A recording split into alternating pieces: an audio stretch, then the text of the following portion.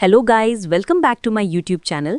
तो दोस्तों, आज मानवा में मज़ा आने वाला है क्योंकि आज मानवा में वो वाले सीन बहुत खतरनाक पोजीशन में दिखाए जाएंगे जो थंबनेल में दिखाए गए हैं। इसलिए आप सभी इस वीडियो को पूरा देखना। चलिए शुरू करते हैं। तो दोस्तों, जैसा कि पिछले एपिसोड में हमने देखा था, ली हाओरेन और गार्डियन बैंशीदा की आपस में घमासान लड़ाई हो गई थी और लड़ते लड़ते बैंशीदा का पैर फिसल गया था और हमारी बैंशीदा जमीन पर गिर पड़ी थी, जिसे देखकर ली हाओरेन उस पर हंसने लगा था।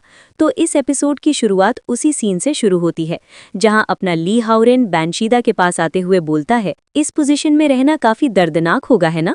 वो उसकी आंखों में देखकर बोलता है, अगर तुम दर्द नहीं सहना चाहते हो तो सरेंडर कर दो, मैं तुम्हारे लिए इसे और मुश्किल नहीं बनाऊंगा। लेकिन बैंशीदा ली हाओरेन की बात को सुनकर शर्माने लगती है और अपना मुंह खोलकर ली हाओरेन पर जोर से चिल्लाती है, जिसकी आवाज़ को सुनकर ली हाओरेन चौंक जाता है। बैंशीदा ली हाओरेन पर इतनी जोर से चिल्लाती है कि पूरा अरीना उसकी आवाज़ से कांपने लगता है और ली हाओरेन पीछे उछल जाता है और एक दीवार में जाकर टकराता है, जिससे ली हाओरेन की दर्द से आवाज़ निकल जाती है और साथ ही उसका खीरे जैसा दिखाने वाला वेपन नीचे गिर जाता है। ली हाओरेन के चेहरे पर पसीना आने लगता है और वह बैंशीदा की ओर देखकर अपने मन में बोलता है, उसकी चीख में बहुत जबरदस्त ताकत है। ली हाओरेन अपने मुंह से खून को पूछते हुए बोलता है, बिल्कुल, उसकी ताकत को कम समझकर मैंने बहुत बड़ी गलती कर दी। आगे हमें सैली को दिखाया जाता है जो पूरी तरह से शॉक होकर बोलती है, वह प्रकट हो गई है, ये बैंशीदा का सबसे खतरनाक या अंतिम हमला अल्फा हाउल है। तभी हमें बैंशीदा को दिखाया जाता है जो अल्फा हाउल अटैक को करते हुए ऊपर हवा में उड़ने लगती है और वह बड़बड़ाते हुए बोलती है, जो कोई भी ये चीख सुनेगा उसके दिल में मौत का गहरा डर जाग जाएगा। धीरे धीरे उनकी हिम्मत खत्म हो जाएगी जब तक कि वे लड़ने की अपनी क्षमता पूरी तरह खो ना दें और आखिरकार उन्हें मौत की खाई में घसीट लिया जाएगा। ली हाओरेन उसकी आवाज़ को सुनकर शॉक हो जाता है, जहाँ सैली ली हाओरेन को देखकर बोलती है, अगर ली हाओरेन की मानसिक मजबूती काफ़ी नहीं है तो उसके लिए बैंशीदा की चीख को सहना मुश्किल होगा। ली हाओरेन उस आवाज़ को सुनकर कांपने लगता है और वह परेशान होकर अपने कानों को बंद कर लेता है, जिसे देखकर सैली बोलती है, जैसा मैंने अंदाज़ा लगाया था, ली हाओरेन टिक नहीं पाएगा। लगता है इस लड़ाई का नतीजा पहले ही तय हो चुका है। जब ली हाओरेन उसकी आवाज़ को सुनता है तो उसको भ्रम होने लगता है। आगे ली हाओरेन को एक आवाज़ आती है, बहुत समय हो गया है हाओरेन, तुम मेरा चेहरा तो नहीं भूले हो ना? जब ली हाओरेन उस आवाज़ को सुनता है तो शॉक हो जाता है। जब ली हाओरेन उस ओर देखता है तो भावुक हो जाता है और रोते हुए बोलता है, मॉम, क्या सच में आप हैं? हमें उस वुमन को दिखाया जाता है जो अपने सीने पर हाथ रखकर बोलती है, अरे बेवकूफ़, और कौन हो सकता है? वह ली हाओरेन को प्यार से देखकर बोलती है, मेरा छोटा हाओरेन बड़ा हो गया है और जवान हो गया है, ये पिछले साल तुम्हारे लिए मुश्किल रहे होंगे, है ना?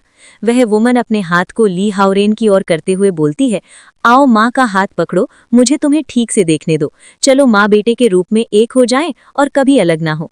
जब ली हाओरेन अपना हाथ नहीं बढ़ाता तो वो वुमन बोलती है, आओ हाओरेन, मेरा हाथ थाम लो, चलो हम दोनों हमेशा की खुशी की जगह चलते हैं जहां हम कभी अलग नहीं होंगे। ली हाओरेन अपने हाथों को अपने पॉकेट में डाल लेता है और रुक जाता है, जिसे रुकते हुए वो वुमन बोलती है, क्या हुआ हाओरेन, तुम क्यों रुक गए? जल्दी माँ का हाथ पकड़ो, क्या तुम्हें मेरी याद नहीं आती?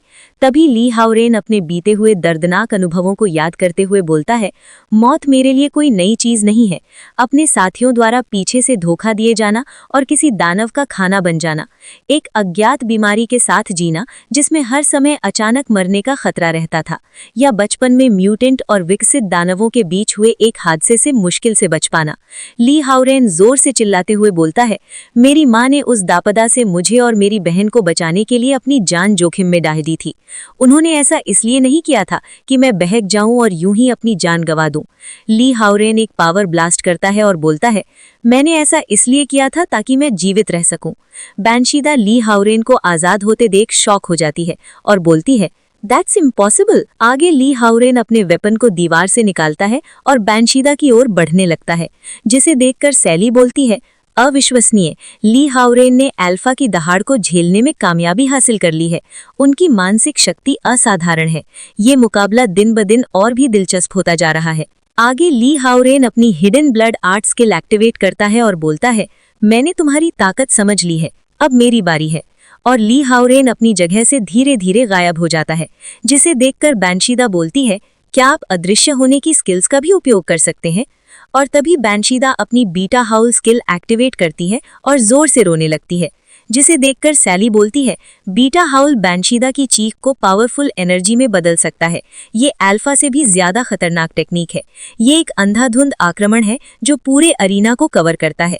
अगर तुम गायब भी हो जाओ तो भी ये तुम्हारे किसी काम नहीं आएगा। लेकिन ली हाओरेन बैंशीदा के एकदम पास आ जाता है और उसके मुंह में उस क्यूकम्बर को घुसेड़ देता है और उसका रोना बंद कर देता है।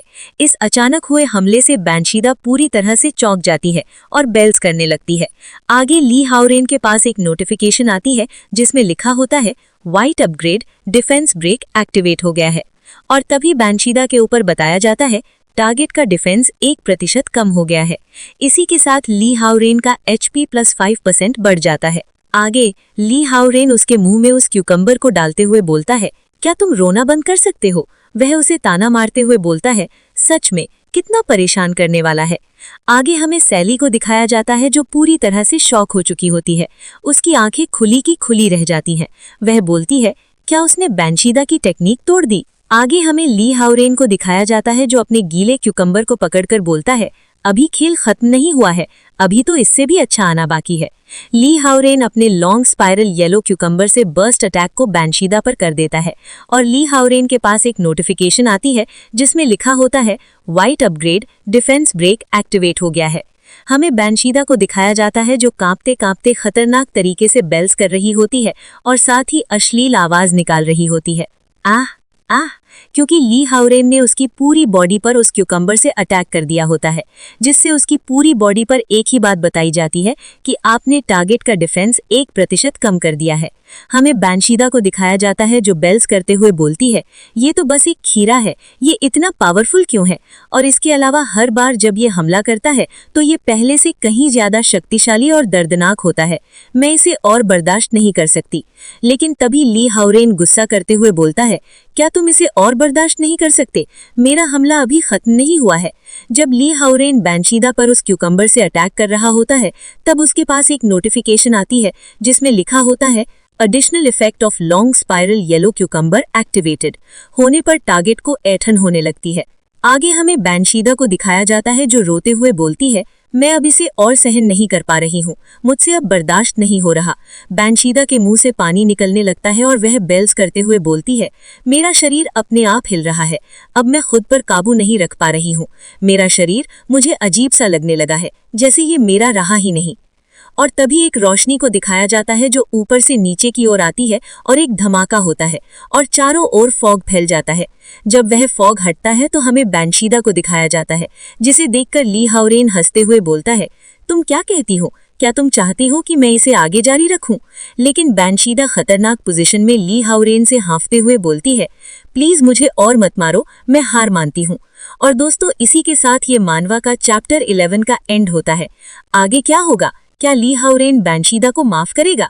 आगे जानने के लिए कमेंट में #नेक्स्ट पार्ट लिखें। और आप हमारे चैनल पर नए हैं तो हमारे ओटाकू ज्ञान चैनल को सब्सक्राइब करें। हेलो दोस्तों, वीडियो को लाइक करना ना भूलें। मिलते हैं नेक्स्ट वीडियो में, तब तक के लिए bye bye and thanks for watching.